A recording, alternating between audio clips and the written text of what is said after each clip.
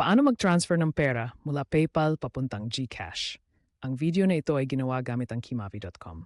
Una, buksan ang GCash app. Kapag nasa home screen ka na, hanapin ang profile sa ibaba at i-tap ito. Sa profile menu, hanapin ang My Linked Accounts. Dito natin mako-connect ang PayPal account mo. I-click ang PayPal. I-tap lang ang link account.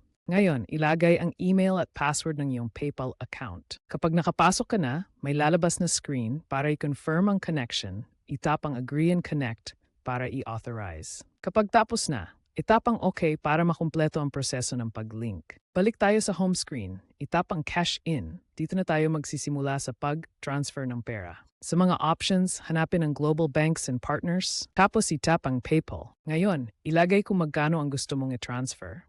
Paalala lang, ang makikita mong balance sa ibaba ay ang Philippine Peso na wallet mo sa PayPal.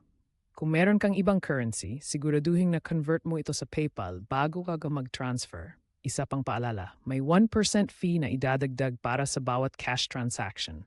Kapag na-enter mo na ang amount, itap ang Proceed. May lalabas na confirmation message para i-review mo. Kapag okay na lahat, itap ang okay and done.